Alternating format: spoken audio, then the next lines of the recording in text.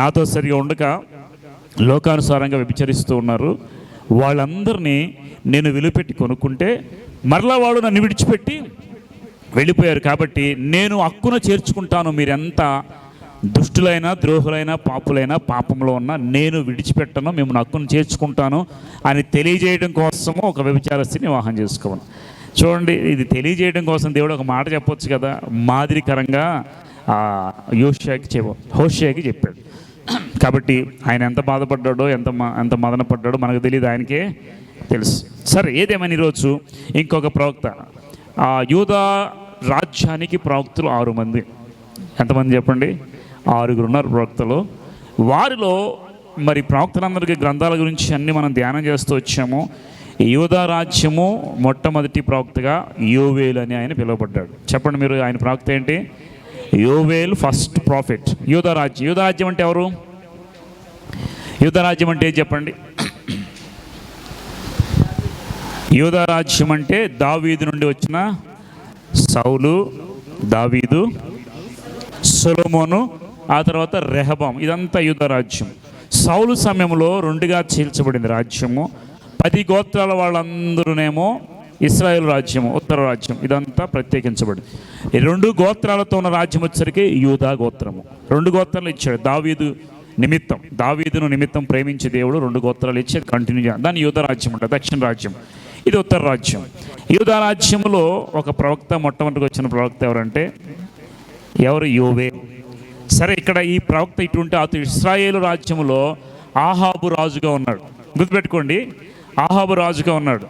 ఆ రాజుగా ఉన్నప్పుడు ఆ సమయంలో ఏలియా, ఎలీషా, ఇప్పుడు ఇద్దరికి ప్రవక్తలు వేరు. ఈ 10 రాజ్యాల్లో ఉన్నటువంటి 10 గోత్రాల్లో ఉన్నటువంటి ఆహాజు రాజు అటువైపు ఉంటే ఏలియా, ఎలీషా అటు ప్రవక్తలుగా ఉన్నారు. ఇటువైపు యూదా రాజ్యానికి యోవేలు ప్రవక్తగా ఉన్నాడు. ఈరోజు మనం ధ్యానం చేసుకునే అంశం కూడా యోవేలు గ్రంథంలో యోవేలు ప్రవక్త గురించి. చిన్న ప్రవక్తలు అంటారు వీళ్ళందరినీ. వాళ్ళు కొద్ది కాలం పరిచయం చేశారు, కొద్ది కాలం ఉండి వాళ్ళు దేవుని మాటలు. అసలు యోవేలు గ్రంథం మనం నేర్చుకోబోతున్నాం. అంటే ఇప్పుడు చూడండి, యోవేలు రాజుగా ఉన్నప్పుడు మీకు ఒక విషయం చెప్పా. ఒక రాజు ఉన్నాడు, చిన్నప్పుడు 7 సంవత్సరాల వయసులో ఆయన తీసుకెళ్ళి మందిలో దాచిపెడతాడు. యెహోయాదా దాచిపెడతాడు. దాచిపెడుతున్న తర్వాత ఆ తర్వాత ఆయన మరల తీసుకు రాజుగా చేస్తారు. వాడు పెద్దవాడైన తర్వాత ఆయన ఏం చేశాడు? దాచిపెట్టి ఇద్దరిని ఇచ్చి వివాహం చేస్తారు. గుర్తుంది మీకు రాజు స్టోరీ? వివాహం చేస్తే తర్వాత ఫస్ట్ హాఫ్ అంతా బాగానే ఉన్నాడు. ఎప్పుడైతే ఈ యొక్క యాజకుడు చనిపోతాడో ప్రవక్త, ఆయన కుమారుణ్ణి చంపించేస్తాడు. గుర్తుంది ఆ స్టోరీ మీకు? రాజుల స్టోరీలు అంతా వెరైటీగా ఉంటుంది. మీరు ఒకసారి హిస్టరీ తెలుసుకుని అన్నీ చెప్పా. నాకు తెలిసి ఇంతమందిలో మీకు గుర్తుండకపోవచ్చు, జ్ఞాపకం ఉండకపోవచ్చు. అప్పుడప్పుడు మనకి జ్ఞాపకంలోకి తెచ్చుకుందాం ఒకసారి. ఆ టైంలో యోవాషు అనే కింగు, ఆ రాజు ఉన్న టైంలో యోవేలు ప్రాఫెసీగా చెప్తూ ప్రవక్తగా ఆ రోజుల్లో దేవుని చేత పంపబడ్డాడు. అయితే ఈయన గురించి ఇది యోవేలు గ్రంథాన్ని ఎవరు రాశారంటే యోవేలే రాసినట్టు బైబిల్ గ్రంథంలో. ఎప్పుడు రాసినట్టు దాదాపు క్రీస్తుకి పూర్వము 835 సంవత్సరాలు. 835 అంటే చూడండి, 835 సంవత్సరం అంటే ఇప్పుడు మధ్యలో యేసుక్రీస్తుని పెడదాం. కాలం ఒకసారి జ్ఞాపకం చేసుకోండి. మధ్యలో యేసుక్రీస్తుని పెడితే క్రీస్తుకి పూర్వము, క్రీస్తుకు శకము. క్రీస్తు పూర్వము 835 సంవత్సరం యోవేలు ఉన్నాడు. ఇంకా 1000 సంవత్సరాలకి వెళ్ళిపోతే ఇంకెవరున్నారు అక్కడ? 4,000గా విభాగించాం. మొదటి క్రీస్తు నుండి వెనక్కి వెళితే 1000 సంవత్సరాల దగ్గర ఎవరున్నారు చెప్పండి? దావీదు ఉన్నాడు. ఇంకొక 1000 సంవత్సరాల తర్వాత ఎవరున్నారు? గుర్తులేవా? చెప్పాలి. 4000 సంవత్సరాలు చరిత్రకి ఎక్కిస్తే క్రీస్తు పూర్వం గురించి. ఇప్పుడు మొదటి 1000 సంవత్సరాలు ఎవరి కాలము? ఆదాము నుండి అబ్రహాము వరకు ఒక 1000 సంవత్సరాలు. తర్వాత అబ్రహాము నుండి నోవాహు వరకు ఒక 2000 సంవత్సరాలు. మరి నోవాహు నుండి దావీదు వరకు ఇంకొక 1000. దావీదు నుండి క్రీస్తు వరకు ఇప్పుడు యోవేలు ఉంది 835 సంవత్సరం. 835 అంటే దాదాపుగా 1000 అంటే దావీదు పాలన అయిపోయిన తర్వాత ఆయన కుమారుడు వచ్చాడు కదా, తర్వాత చీల్చబడినప్పటికి 150 సంవత్సరాలు అయిపోయి ఇప్పుడు 835 సంవత్సరాలు వచ్చింది. ఇంకా రాను రాను తగ్గిపోతూ ఉంటుంది. అటు ఏం చేస్తంటే 1000, 500, 300, 200, 100, 10, 1, 0, ఇక్కడ నుండి 0, 1, 2, 3 ఇట్లా ఎప్పుడు కూడా వెనక్కి వెళ్ళిన కొద్ది ఎలా ఉంటుందంటే జీరో నుండి వెనక్కి స్టార్ట్ అవుతారు, జీరో నుండి ముందుకు స్టార్ట్ అవుతారు. కాబట్టి మీకు కాలాలు కొంచెం కన్ఫ్యూజ్గా ఉండొచ్చు. ఇక్కడ 835 సంవత్సరంలో యోవేలు ప్రవచనం చెప్తూ వచ్చాడు. ఈ యోవేలు గురించి రాయబడిన గ్రంథంలో ఈయన మూల వాక్యం వచ్చేసరికి యోవేలు గ్రంథం 2వ అధ్యాయము 12వ వచనం చూడండి ఒకసారి. 2వ అధ్యాయము 12వ వచనంలో, ఇప్పుడైనా మీరు ఉపవాసం ఉండి కన్నీరు విడుచుచు దుఃఖించుచు మనపూర్వకంగా నా యుద్ధకు తిరిగి, ఇది యోవేలు మెయిన్. చాలా తర్వాత చూద్దాం. యోవేలు మెయిన్ ఇంటెన్షన్ ఏంటంటే ఇప్పుడైనా మనపూర్వకంగా మీ పాపం విడిచి నా దగ్గరికి రండి. ఇది మన యోవేలు గ్రంథంలో నేర్చుకోబోతున్నట్టు అంశం ఏంటంటే ఈ విధంగా యోవేలు ప్రవచించాడు. అసలు యోవేలు వచ్చినప్పుడు దేని గురించి చెప్పాడు, ఎలా ఉంది, మొత్తం ఎన్ని అధ్యాయాలు తెలుసు? ఇక్కడ 3 అధ్యాయాలే ఉన్నాయి. 3 అధ్యాయాల్లో 73 వచనాలు ఉన్నాయి. ఈ 3 అధ్యాయాల్లో చూడండి ఒకసారి. ఈ 3 అధ్యాయాల్లో మొదటి అధ్యాయం అంతానేమో మీరు తప్పు చేశారు కాబట్టి సరి చేసుకోండి, తిరిగి రండి. 2వ అధ్యాయం వచ్చేసరికి ఉపవాసం ప్రార్థన చేసి తిరిగి రండి. 3వ అధ్యాయం దేవుడు నిన్ను తిరిగి వస్తే క్షమాపణ పొందుకుంటే దేవుడిని ఆశీర్వదిస్తాడు. 3 దాని యొక్క సారాంశం. ఇప్పుడు చూడండి, యోవేలు అనే మాటకి అర్థం ఏంటంటే యెహోవాయే దేవుడు, యావే. వినండి జాగ్రత్తగా. యావే అంటే యోవేలు, దేవుని యెహోవా దేవుని పేరు ఏంటంటే యావే అంటారు హీబ్రూ లాంగ్వేజ్. యెహోవా అని తెలుగు తర్జుమా చేశారు. కాబట్టి యోవేలు ప్రవక్తల పేర్లు చూడండి, యెషయా, ఇర్మియా, యెహెజ్కేలు, యా మీద వస్తాయి. అంటే దేవుని చేత పంపబడిన ప్రవక్తల పేరు అందరి పేరు యెహోవా అనే పేరు కలుస్తుంది. గుర్తుపెట్టుకోండి. ఇప్పుడు ఈయనంట యోవేలు అనే మాటకి అర్థం అంటే యెహోవాయే దేవుడు. ఇప్పుడు బైబిల్ గ్రంథంలో చూద్దాం. యోవేలు గ్రంథము 1వ అధ్యాయం చూడండి, 753వ పేజీ చూస్తే మీకు యోవేలు గ్రంథం ఓపెన్ అవుతుంది. 2 అధ్యాయాలు ఉంటాయి కానీ మీకు త్వరగా కనిపించదు. చూడండి ఒకసారి యోవేలు గ్రంథము ఓపెన్ చేయండి. 1వ అధ్యాయం 1వ వచనం. పెతుయేలు కుమారుడైన యోవేలునకు ప్రత్యక్షమైన యెహోవా ఇప్పుడు నేను చెప్పే మీకు యోవేలు ఏ రాజు కాలంలో ఉన్నాడు? యోవాషు కాలము. ఎవరి కాలం అంట? యోవాషు. అటువైపు ఆహాబు రాజుగా ఉంటే అటువైపు ప్రవక్తలు ఎవరు? ఏలియా, ఎలీషా. ఇక్కడ యోవేలు. సరే, ఈ యోవేలు ప్రవక్త గురించి మనం ఆలోచిస్తే ఈ బైబిల్ గ్రంథంలో పెతుయేలు కుమారుడైన యోవేలునకు ప్రత్యక్షమైన యెహోవాకు, పెద్దలారా ఆలకించుడి, దేశపు కాపురస్తులారా మీరందరూ చెవియొగ్గి వినుడి. ఇలాంటి సంగతి మీ దినములలో కానీ మీ పితరుల దినం జరిగిందా? ఈ సంగతి మీ బిడ్డలకు తెలియచేయుడి. వారు తమ బిడ్డలకు, ఆ బిడ్డలు రాబో తరమునకు తెలియచేయదు. చూడండి, ఇప్పుడు ఎవరితో మాట్లాడదా? పెద్దలారా, తర్వాత మీరు మీ బిడ్డలకు చెప్పండి. ఆ దేశంలో ఉన్న ప్రతి ఒక్కరు కాపురస్తులారా మీరు ఏం చేయాలంట? మీ బిడ్డలకు, రాబో తరం వారందరికీ కూడా తెలియచేయండి. ఏం తెలియచేయాలి? ఇప్పుడు చూడండి 4వ వచనం. గొంగళి పురుగులు విడిచిన దానిని మిడతలు తినేసాయి, మిడతలు విడిచిన దానిని పసర పురుగులు తినివేసి ఉన్నవి, పసర పురుగులు విడిచిన దాన్ని చీడ పురుగులు తినివేసి ఉన్నవి. మత్తులారా మేలుకొని కన్నీరు, ద్రాక్షపానం చేయవాళ్ళ రోదనం చేయండి, కొత్త ద్రాక్షసం మీ నోటికి రాకుండా నాశనమా. చూడండి, ఇప్పుడు ఫస్ట్ 4-5 వచనాలు 3 వచనాలు ఏమన్నా తెలుసా? ఇప్పుడు ఆయన చెప్తున్నాడు ఫస్ట్ వచ్చి పెతుయేలు కుమారుడు యోవేలు. జాగ్రత్తగా వాక్యమేనండి. పెద్దలారా చెప్తున్నాడు ముందు. ఎవరు చెప్తున్నాడు? పెద్దలతో. ఏం మాట్లాడుతున్నాడు? మీ యొక్క బిడ్డలకు తెలియచేయండి, దేశంలో ఉన్న కాపురస్తులారా రాబో తరంలో ఉన్న బిడ్డలందరికీ కూడా ఒక విషయం ఏం తెలియచేయాలంటే ఏం తెలియజేయమన్నాడు ఇక్కడ? చూడండి, గొంగళి పురుగులు విడిచిన దానిని మిడతలు తినేసి, అంటే పురుగులన్నీ వచ్చి తినేస్తూ ఉన్నాయి. ఒక పంట మీద మీరు బాగా పంట వేస్తున్నారు అనుకోండి, ఆ పంటని గొంగళి పురుగులు అంటే మనకు తెలుసు కదా, అవి వచ్చి తినేస్తే అవి తినేసేవాళ్ళగా ఇంకా కొంత మిగిలిన దాన్ని ఏం తిందంట? గొంగళి పురుగులు విడిచిన మిడతలు తినేసాడు. మిడతలు విడిచిన దాన్ని పసరు పురుగు, అంటే గొంగళి పురుగులు, మిడతలు, పసరు పురుగులు, చీడ పురుగులు, ఇవన్నీ కూడా 4 రకాలైన పురుగులు. జాగ్రత్తగా వినండి.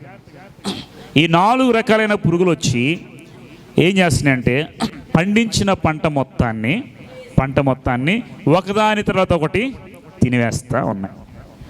ఒకదాని తర్వాత ఒకటి ఈ యొక్క పంట మొత్తాన్ని ఇప్పుడైనా మత్తులారా మేల్కొనండి. వినండి జాగ్రత్త. మత్తులారా మేల్కొనండి. ఏం చేయాలంట? మేల్కొని రోదనం చేయండి, కన్నీరు విడవండి. ఇది ఈయన యొక్క సారాంశం. వినండి, ఇదంతా మీరు దగ్గర చదువుకోండి.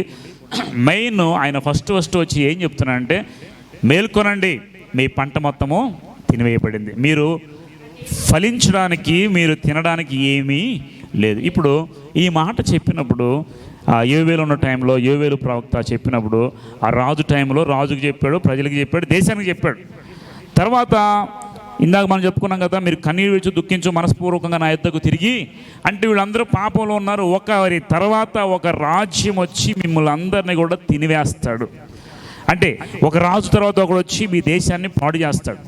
వాడు వెళ్ళిపోయిన తర్వాత ఇంకొకడు వస్తాడు, వాడు వెళ్ళిపోయింది ఇంకో, మిమ్మల్ని అందరినీ కూడా ఫలము లేకుండా మిమ్మల్ని అందరిని ఏం చేస్తాడంట, నాశనం చేస్తాడు.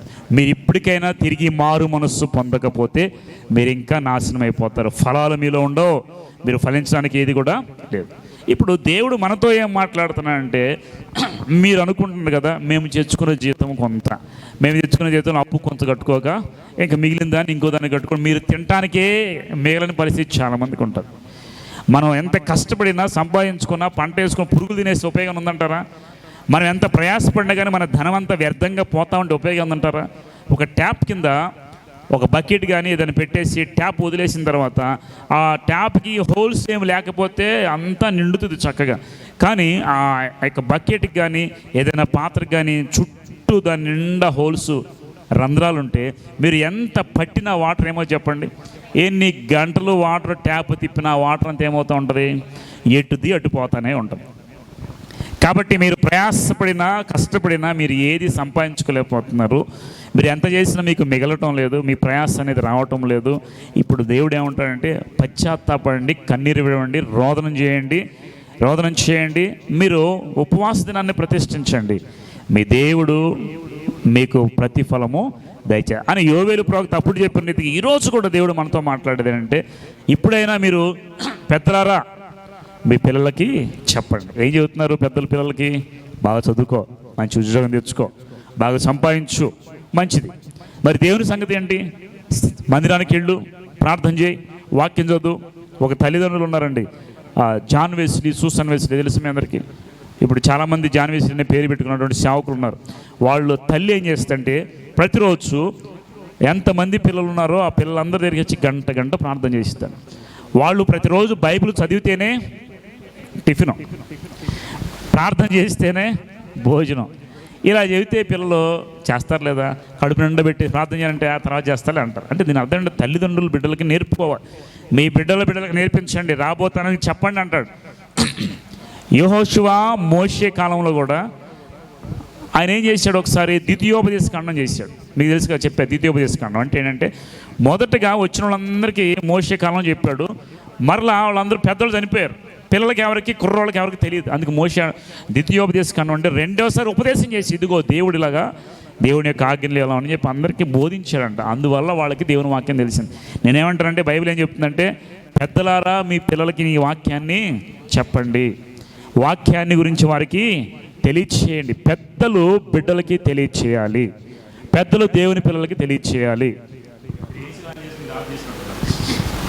వేడిగా ఉంది, ఇది ఆన్ చేయండి కొంచెం, అది ఆన్ చేస్తే దీన్ని ఆఫ్ చేశాను. ఓకే, పెద్దలారా మీ బిడ్డలకు మీరు తెలియచేయండి. మీ జీవితంలో ఎప్పటికే తినేసిన అనేక రోగాలు వచ్చి, బలహీనతలు వచ్చి, గొంగళ పురుగులు, తర్వాత మిడతలు, పసర పురుగులు, చీడ పురుగులు, 4 రకాలు వచ్చి మీ మీద దాడి చేస్తుంటే మీకు ఇంకా బుద్ధి రావట్లేదా? మీకు ఇంకా ఏది కూడా అర్థం కావట్లేదా? నేను ఒక విషయం చెబుతాను. మీ జీవితంలో వేస్ట్ అయినటువంటి జీవితం అంటే వ్యర్థంగా పురుగులు తినేసిన జీవితం ఏదైనా ఉందంటారా? హాట్ పీరియడ్ అంటారు చాలామంది, గడ్డు సమయము లేదా కఠినమైన సమయం మన జీవితంలో, చీకటి కాలం అని మీకు ఉంటుంది ప్రతి ఒక్కరికి. మనకి ఎలాగ అవుతుందో తెలియదు, కానీ మనం కష్టపడి శ్రమ పడిందంతా లోకానుసారంగా డబ్బులు సంపాదించిందంతా ఎందుకు పోతుందో, ఎలా పోతుందో, నష్టపోయిన స్థితిలో మనందరికీ ఉన్నాయి లేదా? కాబట్టి మీరు జాగ్రత్తగా ఉండండి. ఒకదాని తర్వాత ఒకటి నష్టపోతున్నారు, ఒకదాని తర్వాత ఒకటి మీకు ఏది కలిసి రావట్లేదు, ఒకదాని తర్వాత అన్నీ పోతూ ఉన్నాయి. మీరు ఏం చేయాలి? 2 విధాలుగా, ఆత్మీయంగా, అదేవిధంగా లోకానుసారంగా కళ్ళు తెరవాలి. మత్తులారా ఇంకా మత్తు విడండి. మీరు సంపాదించిందంతా ఆ ట్యాప్లో పడిపోయి మొత్తం ఎటు వెళ్ళాల్సినట్టు ముందు మనం ఏం చేయాలంటే ఆ హోల్స్ అన్నీ సరి చేసుకోవాలి. ఈ ప్రవక్త చెప్పేది అదే, మీరు అన్నీ సరి చేసుకొని ప్రభు వైపు తిరగండి, ఖచ్చితంగా దేవుడు మీకు సహాయం చేస్తాడు. అందుకనే 1 అధ్యాయం 5 వచ్చి నేను చెప్పాడు, భక్తులారా మేలుకొని కన్నీరు విడండి, రోదన చేయండి అని చెప్పి ఇక్కడ చెప్పాడు. 1వ అధ్యాయం 13 వచ్చిన చూడండి ఒకసారి. యాజకులారా గోని పట్టు కట్టుకొని అంగలార్చుడి, బలిపీఠంతో పరిచయం చేయడం రోదనము, నా దేవుని పరిచయానికి నా గోని పట్ట వేసుకుని రాత్రి అంతయు గడుపుడి. దైవద్యమును పానార్పణ మీ దేవుని మందిరముకు రాకుండా నిలిచిపోయిన ఉపవాస దినము ప్రతిష్ఠించండి, వ్రత దినము ఏర్పరచుడు. దేనికోసమంట? యెహోవాను బతిమాలుకున్నటకై. ఏం చేయాలంట? దేవుని బతిమాలుకోవాలా. మీరు అనుకుంటున్నారు దేవుడు అన్ని ఇచ్చేస్తాడులే అడగకుండా. కాబట్టి యాజకులతో ఏమంటున్నాడంటే మీరు గోని పట్ట కట్టుకొని ఉపవాస దినం ప్రతిష్ఠించండి. పెద్దలారా మీరు పిల్లలకి చెప్పండి, మీరందరూ రోదన చేయండి, కాబట్టి ప్రలాపించండి. 1వ అధ్యాయం 18 వచ్చిన కూడా ఒకసారి చూడండి. మేత లేక పశువులు బహుగా మూలుగుతున్నాయి, ఎడ్లు మందలుగా కూడి ఆకలికి అల్లాడుతున్నాయి, గొర్రె మందలు అసలు భయంకరమైన కరువు వచ్చేసిందంట. అగ్ని చేత అరణ్యంలోని మేత స్థలములు పంట తోటల చెట్లన్నీ కాల్చి, యెహోవా నీకే నేను మొర్రపెట్టుచున్నాను, నదులు ఎండిపోటు అగ్ని చేత మేతస్థలం కాలిపెట్టు చూచి పశువులు కూడా మొర్రపెడుతున్నాయి. కాబట్టి ఇప్పుడు ఈ వాక్యంలో, ఈ అధ్యాయంలో మనం నేర్చుకోవాల్సింది పెద్దలు, పిల్లలు, పశువులు, అదే రీతిగా దేశము, యాజకులైన వారు అందరూ కూడా ప్రభువు కోసము ప్రభువు దగ్గరకు వచ్చి మొర్ర పెట్టాలి. యెహోవాని ఏం చేయాలంట? ఉపవాస దినాన్ని ప్రతిష్ఠించాలి. నేను ఒక విషయం, కడుపు నిండిన వాడికి పెద్ద లెక్క ఉండదు. ఉపవాస దినాన్ని ప్రతిష్ఠించితే ఎవరంటే కష్టాల్లో, నష్టాల్లో, బాధల్లో ఉండి ఇంకా నా జీవితం మారదని ఎవరైతే అనుకుంటారో వాళ్ళు నిజంగా ఇలాంటి వ్రత దినాలు ఇకనైనా నాకు జీవితం మార్పు చెందాలి, ఇంతకాలం బతికించాలు, ఎంతకాలం పాపంలో బతికించాలి, ఎంతకాలం లేమిలో బతికించాలి, ఎంతకాలం కష్టాల్లో బతికించాలి, ఇంకా నేను కొంచెంగా నష్టపోతున్నాను, నాశనం అయిపోతున్నాను, ఒకదాని తర్వాత ఒకటి తినేస్తుంది. ఏం చెప్పాలయ్యా, ఒకదాని తర్వాత ఒకటి నేను నష్టపోతున్నాను. చాలామంది అంటారు, ఒకదాని తర్వాత ఒక దెబ్బ మీద దెబ్బ తగులుతుంది నాకు అని చాలామంది అంటారు. కాబట్టి ఇకనైనా రోదన చేయండి, ప్రార్థన చేయండి. మీరు శరీరీతిగా నష్టపోతున్నారేమో, అనారోగ్యం వచ్చేస్తుందేమో, ఒకదాని తర్వాత ఒక రోగం మీద ఒక రోగం వస్తుందేమో. కళ్ళు తెరవండి, మత్తులై ఉండొద్దు, రోదన చేయండి. ఎవరి దగ్గర రోదన చేయాలి? దేవుని దగ్గర. హిజ్కియాకి మరణకమైన రోగం వచ్చింది. హిజ్కియాకి వచ్చి ప్రవక్త చెప్పగానే ప్రవక్త మాట విన్నాడు. ఎవరు?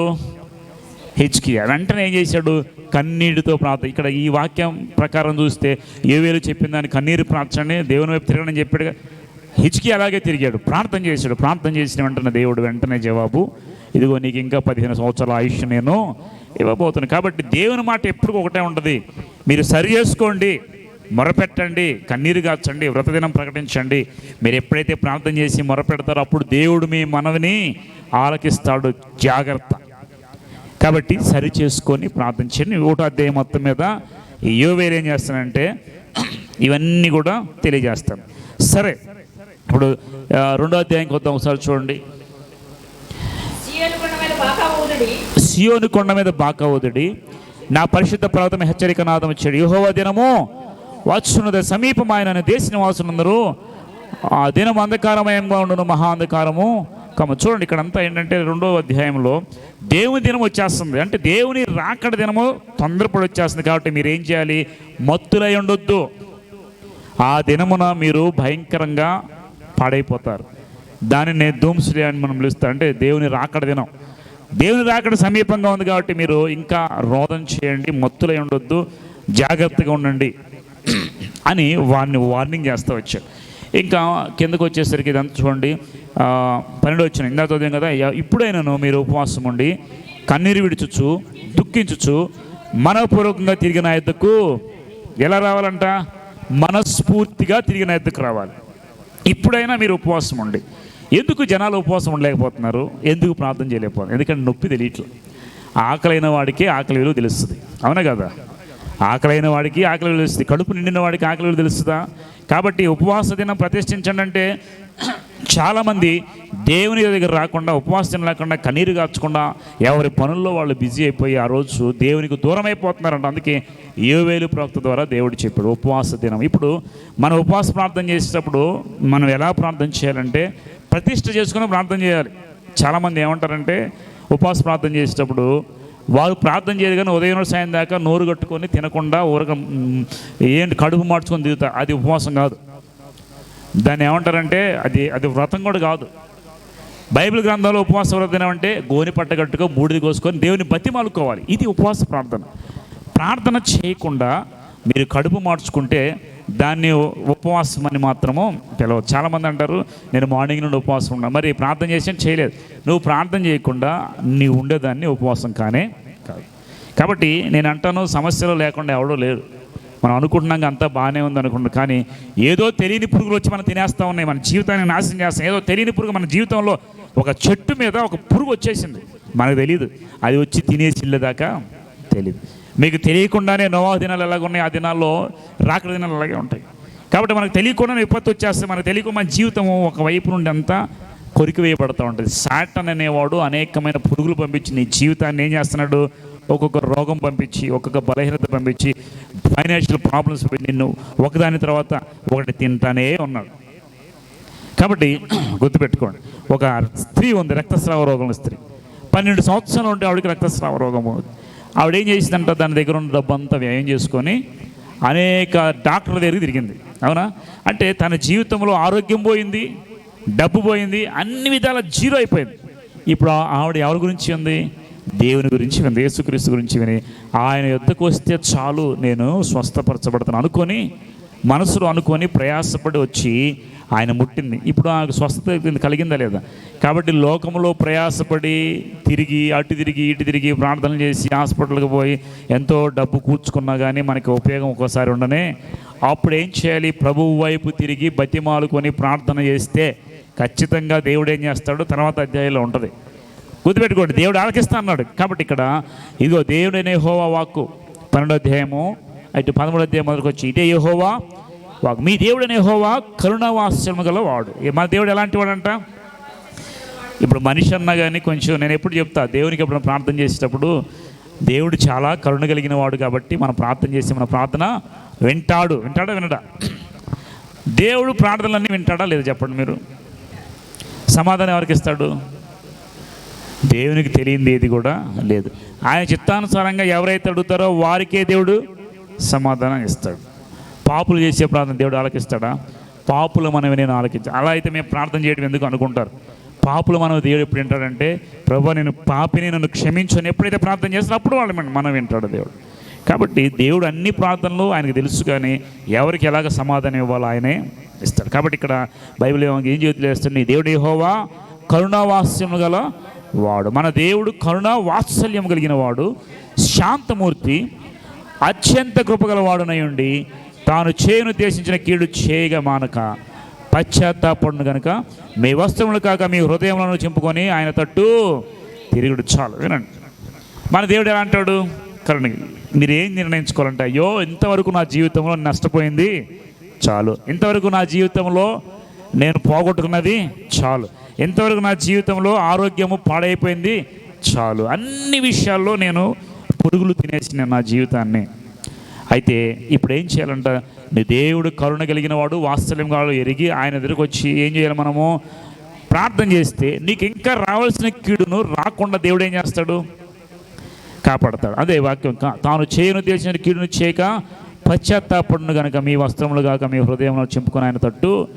దేవుడు పశ్చాత్తాపడతాడా? ఇక్కడ వాక్యం చూడండి, దేవుడు పశ్చాత్తాపడును. దేవుడు మనిషి కాదు, పాపం చేయలేదు, కానీ పశ్చాత్తాపడడం 2 రకాలు ఉన్నాయి. మొదటిది, పాపము చేసిన వాడు ఒప్పుకొని పశ్చాత్తాపడటం వేరు, ఒకటి మనుషులు చేసేది పాపం. కానీ దేవుడు పశ్చాత్తాపడటం అంటే ఏంటంటే, ఏదైతే మన పాప నిమిత్తమో శిక్ష వస్తుందో దాన్ని రాకుండా దేవుణ్ణి బతిమాలుకుంటే దాన్ని ఆపే దేవుడు. ఇంకా వద్దులే, ఆయన మీదకి కీడు వెళ్ళని వద్దులే, ఆయన ప్రార్థన చేసి ఇక ఆపేద్దాం అనుకుని ఆయన మాట మార్చుకుంటాడు. దేవుడు మాట ఇచ్చినవాడు మాట తప్పడు. వినండి జాగ్రత్తగా, మన దేవుడు మాట ఇచ్చేవాడు కానీ మాట తప్పేవాడా? మరి కీడు చేస్తానని దేవుడు చెప్పినప్పుడు మరి కీడు చేయకుండా ఈ ఒక్క విషయంలో ఎప్పుడైతే మనం పశ్చాత్తాపడి ప్రార్థన చేస్తామో అప్పుడు ఈ ఒక్క విషయం ఆయన మాట వెనక్కి తీసుకుంటాడు. ఎప్పుడు నీవు పాడైపోకూడదని, మన కోసము దేవుడు పశ్చాత్తాపడతాడు, మనం పాడైపోకూడదని. కాబట్టి ఈరోజు నీకు అనారోగ్యం పాలైనా ఏది పాలైనా నువ్వు ఒకసారి ప్రభుని వచ్చి, ప్రభా ఇంతవరకు నా జీవితంలో పోగొట్టుకున్నవన్నీ చాలు దేవా, ఒక్కసారి నీ వైపు తిరిగి నేను ప్రార్థన చేస్తున్నాను, నా జీవితం మరలా కట్టండి, నేను పోగొట్టుకున్నది నాకు దయచేయమని మనం ఏం చేయాలంట, ప్రార్థన చేస్తే దేవుడు ఖచ్చితంగా రావాల్సిన కీడు రాకుండా తప్పించి పశ్చాత్తాపం. ఈ మాట ఇంకో చోట రాయబడి ఉంది. నినవే పట్టణానికి వెళితే అక్కడ దేవుడు ఏం చెప్పాడు? యోనాతో, ఇదిగో ఈ దేశం మీదకి, ఈ పట్టణం మీదకి నేను కీడు రప్పించబోతున్నాను, కాబట్టి నువ్వు వెళ్ళి ప్రకటన చేయి. ఇంకా 40 దినాల్లో ఈ యోనా వెళ్ళి చెప్పిన తర్వాత నినివే ప్రాంతం అంతా ఏమైతే దేవుడు శపించేస్తాను, ఆ పట్టణాన్ని నాశనం చేస్తానని చెప్పాడు, సొదొమ గొమొర్రా పట్టణంలాగా. వీళ్ళు ఎప్పుడైతే యోనా ప్రకటన చేశాడో, యోనా మాట విని ఈ దేశంలో ఉన్న వాళ్ళందరూ ఏం చేశారు చెప్పండి? ఆ పట్టణంలో ఉన్న వాళ్ళందరూ పశువులు మొదలుకొని, ఓకే, పశువులు కూడా ఉపవాసం ఉన్నాయంటండి. తర్వాత మనుషులందరూ కూడా, రాజు కూడా సింహాసనం దిగి బూడిద పోసుకొని ప్రార్థన చేశాడు. అంటే దేవుని మాట ప్రవక్త చెప్పినప్పుడు విని సరి చేసుకున్నారు కాబట్టి వారి జీవితంలో దేవుడు పశ్చాత్తాపపడి మరలా యోనా చెప్పినట్టుగా కీడు రాకుండా దేవుడు ఏం చేశాడు? తప్పించాడు. దేవుడు ఒక విషయంలో మాట వెనక్కి తీసుకుంటాడు. నీకు రావాల్సిన శిక్షణ రాకుండా నువ్వు ఎప్పుడైతే ప్రార్థన చేసి బతిమాలు వేడుకుంటావో అప్పుడు రాకుండా నీకు శిక్షను తొలగిస్తాడు. మరి యెషయాకి దేవుడు చెప్పాడు కదా, నువ్వు వెళ్ళి హిజ్కియాకి చెప్పు, ఈ మరణం అయిపోతున్నాడు, సరి చేసుకున్నాడు, చెప్పాడు దేవుడు. మరి మరణానికి అప్పగించాలి కదా. కానీ ఎప్పుడైతే కన్నీటి ప్రార్థన చేసి దేవుని వైపు తిరిగాడో వెంటనే దేవుడు మనసు మార్చుకున్నాడు. అంటే ఇస్తానని చెప్పింది ఇవ్వకుండా మనసు మార్చుకోవడం కదా, మాట తప్పడం కాదు. కీడు రాకుండా, తెస్తానన్న కీడు తీసుకురాకుండా మన ప్రార్థన ద్వారా దేవుడు పశ్చాత్తాపడి మన కీడు రాకుండా తప్పించాడు. కాబట్టి అంత గొప్ప దేవుడు, కరుణావాత్సల్యం కలిగిన దేవుడు, ప్రేమ కలిగిన దేవుడు ఈరోజు మన మధ్యలో ఉన్నాడు. మనం ఏం చేయాలి తెలుసా? ప్రభువా నన్ను కూడా కనికరించు, నాకు సహాయం చేయ ప్రభువా అని మీరు ప్రార్థన చేస్తే ఖచ్చితంగా దేవుడు కనికరం కలిగిన వాడు కాబట్టి పశ్చాత్తాపడి మన మీదకి రావాల్సిన కీడు రాకుండా తప్పిస్తాడు. చూద్దాం తర్వాత 15వ వచనం, 2:15. సియోనులో బాకా ఊదుడి, ఉపవాస దినము ప్రతిష్ఠించుడి, వ్రత దినము నియమించి ప్రకటన చేయుడి, జనులు సమకూర్చుడి, సమాజ కూటము ప్రతిష్ఠించుడి, మరలా పెద్దలను పిలువనంపించుడి, చిన్నవారికి స్తన్యపానం చేయబిడ్డలను తోడుకొని రండి, పెండ్లి కుమారుడు అంతఃపురంలో నుండి పెండ్లి కుమార్తె గదిలోంచి రావాలి. ఇప్పుడు ఏం చెబుతున్నాడు ఇక్కడ చూడండి. సియోనులో బాకా, సియోన్ అంటే ఏంటి? యెరూషలేము ప్రాంతాన్ని సియోన్ ప్రాంతం అని కూడా పిలుస్తారు. ఉపవాస దినాన్ని ప్రతిష్ఠించాలి. ప్రతిష్ఠించడం అంటే ఏంటి మీరు చెప్పండి? ఉపవాస దినం ప్రతిష్ఠించడం అంటే ఆ రోజు ఉపవాస దినాన్ని, ఉపవాస ప్రార్థనని ప్రత్యేకంగా వ్రత దినంగా చూడాలంట. ప్రతిష్ఠించండి, పెద్దల రండి, చిన్నపిల్లలను, పాలు తాగే పిల్లలను కూడా తీసుకురండి. దేవుని మందిరానికి ఏమైనా రాలేదానికి ఏంటంటే నాకు హెల్త్ బాగాలేదు, హెల్త్ బాగానప్పుడు హాస్పిటల్కి వెళ్తాం. అలాగే దేవుని దగ్గర కూడా రావాలి, ఎందుకంటే ప్రార్థన చేయటం వల్ల దేవుడు స్వస్థత ఇస్తాడు. మరి ఇంట్లో ఉంటాం, బాగానే తింటాం, టీవీలో చూస్తాం, అన్నీ చేస్తాం. మనం స్వస్థత కోసము మనం ప్రార్థన మాత్రం చేయం. కాబట్టి హెల్త్ బాగానప్పుడు ఎలాగైతే హాస్పిటల్కి వెళ్తున్నారో, మీరు బాగానప్పుడు ఇంకా దేవుని దగ్గరికి వచ్చి ప్రార్థన చేయాలి. ఇప్పుడు దేవుని దగ్గరికి వచ్చి రక్తస్రావ రోగం వస్తే తగ్గిన తర్వాత వచ్చింది, తగ్గక ముందు వచ్చిందా? బాధలు ఉన్నప్పుడే ప్రభు దగ్గరికి వచ్చింది. స్వస్థపడిందా లేదా? ఒక ఆవిడ దెయ్యం పట్టిన కుమార్తె దెయ్యం పట్టింది అని వచ్చి ఆవిడ కోసం ప్రార్థన చేయించుకుంది దేవుని దగ్గర, ఆవిడ తగ్గిందా లేదా? యేసుక్రీస్తు దగ్గర కుష్టి వ్యాధి గల వాళ్ళు వచ్చారు, 10 మంది వచ్చారు, వాళ్ళకి తగ్గిందా లేదా అని చెప్పండి. వాళ్ళ ఇంట్లో కూర్చున్నారు, హెల్త్ బాగాలేదని. దేవుని దగ్గరికి వస్తేనే స్వస్థత. మీరు చూడండి, ప్రభువు దగ్గరికి ఇప్పుడు వస్తే దేవుని మందిరంలో 18 సంవత్సరాల నుండి వంగిపోయిన స్థితి ఒక ఆవిడ ఉంది. యేసుక్రీస్తు రాగానే ఆవిడ లేపి నిలబెట్టాడు. దీని అర్థం ఏంటంటే, నాకు హెల్త్ బాగాలేదు కాబట్టి నేను దేవుని మందిరానికి రాలేదు అనుకోకండి. దేవుని దగ్గరికి రావాలి బాగున్నప్పుడే. ఎప్పుడైతే నువ్వు దేవుని దగ్గరికి వస్తావు, ప్రభు దగ్గరికి వస్తావు, అప్పుడు దేవుని వాక్యం నన్ను బ్రతికింపజేసి నీకు స్వస్థత ఇస్తుంది. కాబట్టి ఎప్పుడు బాగపోయినా ప్రభు దగ్గరికి వచ్చి వాక్యం విని ప్రార్థన చేసుకోవాలి, అప్పుడు దేవుడు స్వస్థతను ఇస్తాడు. చాలామంది ఉపవాస దినము ప్రతిష్ఠించరు.